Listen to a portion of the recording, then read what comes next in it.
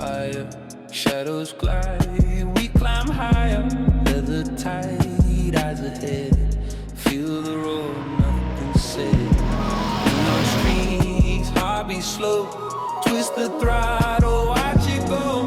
Chrome and black, wind and light. This is ours tonight, we ride.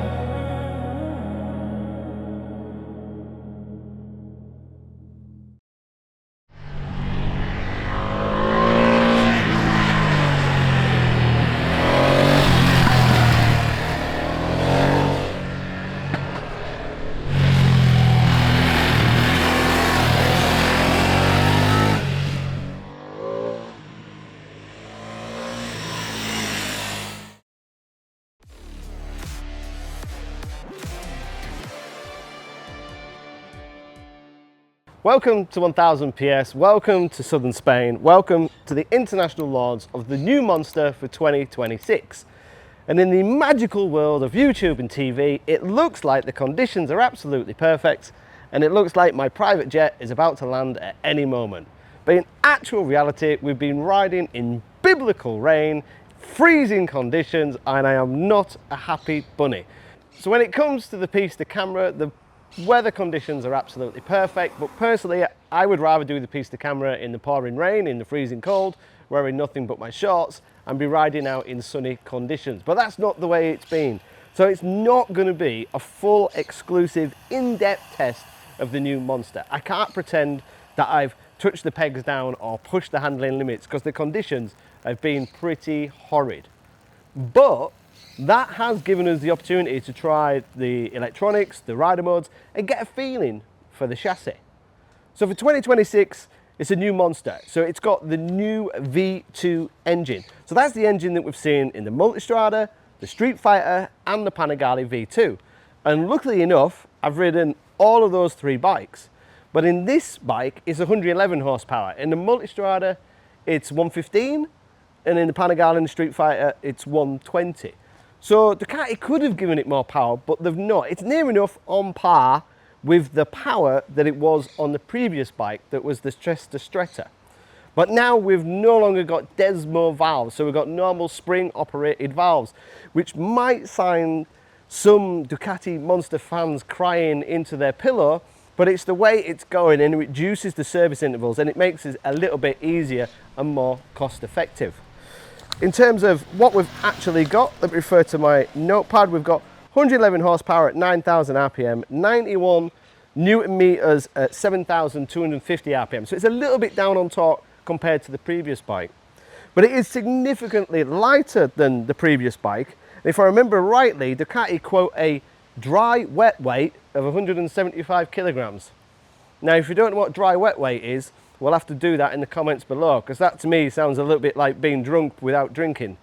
You know what I'm saying? We've got multiple rider aids. We've got Ducati traction control, Ducati wheelie control, engine brake control. We've got full LED lights. We've got 4 rider modes: sport, touring, urban and wet, which is more modes than we had previously. So you've got your 4 rider modes: sport, touring, urban and wet. Mainly today we've been riding in urban and wet for obvious reasons, because it's absolutely been bucking it down.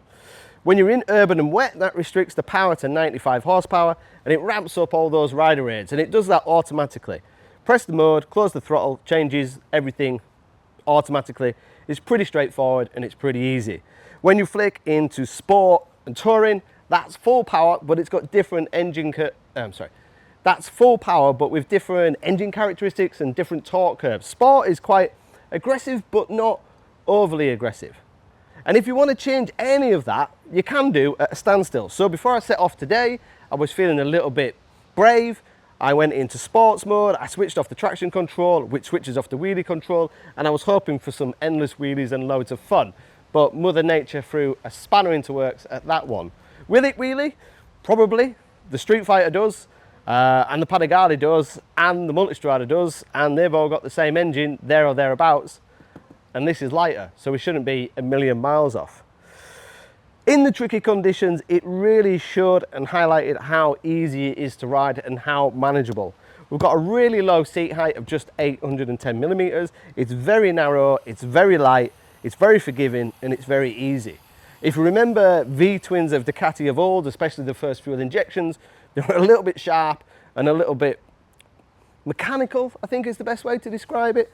But V-twin fuel injected Ducatis now are absolute doddle to ride. They're so smooth off the bottom. In urban and wet, you can really take liberties and just dial in the power from low RPM and ride it in a gear that you think is too high. But trust me, the engine will pull it. There's loads of torque. There's 80% of maximum torque from 4 to 10,000, but even from 3,000, it'll pull nice and cleanly. When the rider aids do kick in, which they will do because the roads here in Spain are really slippery, especially in town, especially on the white lines, and especially if you're aiming for them and you want to test that traction control.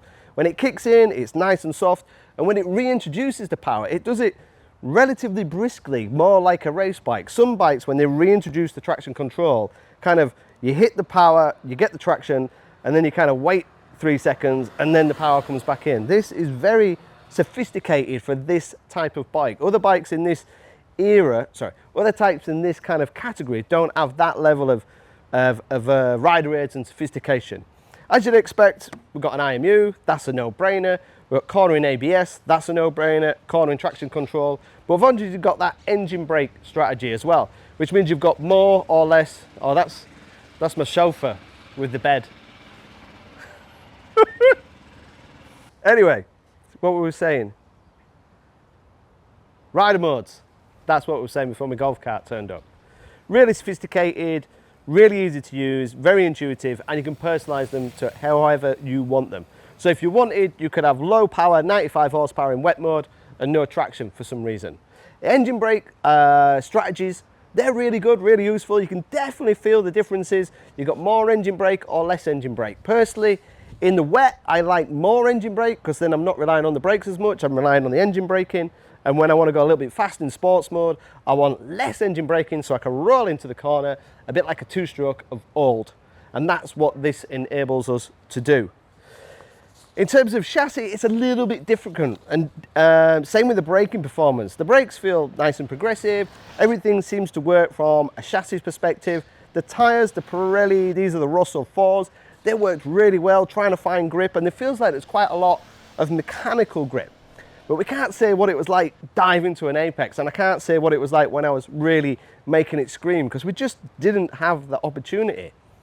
To me, it feels like Ducati have just turned it down a little bit and made the Monster a little bit softer, a little bit more manageable, and a little bit more usable. And I think it's appealing to maybe a younger audience or maybe a less experienced audience than the Monsters of old. The first Monsters were kind of soft, and then they got kind of more sporty, and now we seem to be tailing off to be a little bit softer than we were previously.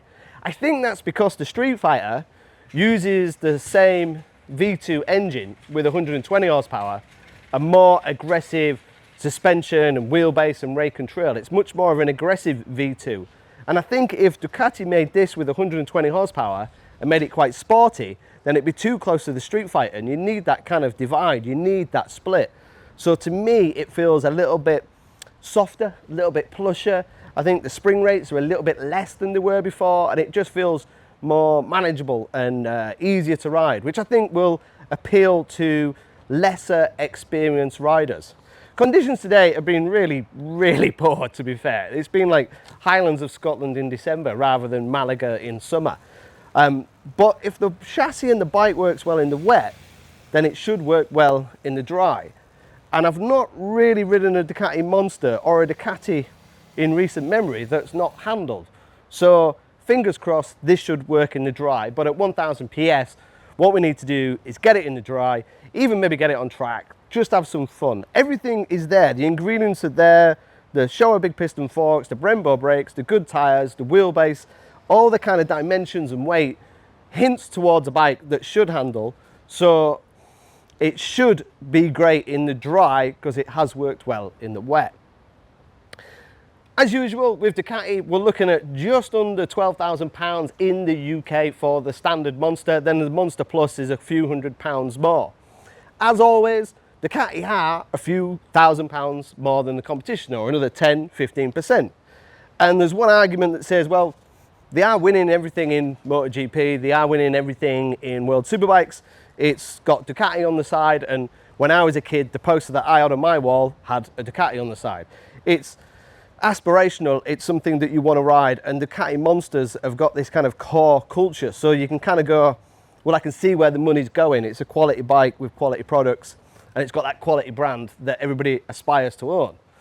Then there's going to be other people that are going, well, the competition, who is that? And they are a little bit cheaper. If you go Yamaha MT-09, maybe is what, just under 10. The Trident that I rode last week is just over 9. But are they competing with this bike maybe on power, but maybe not in desirability and sophistication? It's got that open the garage door kind of wow factor. It's got that, I've just turned up at my mate's house, I've got Ducati, you haven't factor, which is difficult to monetize. But it'll be interesting to see your comments below on whether who the competition is and what the competition is. But the next thing we need to do at 1000 PS is to get this in the Austrian Hills near the office, have some fun, push the handling, put it on its back wheel, turn off the rider aids, really send it, and then we need to put it against the competition. It's been such a shame that the weather's been really bad, because I know these roads really well, and they are awesome roads, and it's just such a shame because I know this lightweight, agile Ducati would have absolutely eaten up those beautiful roads. But we can only do what we can do. Shame about the conditions, but if you want to know any technical details about the bike, wheelbase, rake, trail, wet weight, service intervals, all that kind of information, please fire some questions below. Me or one of the team will get back to you as soon as we can. I'm just waiting for my private jet, and then I will be out of here. On the next one, see you on the next one. Thanks for watching.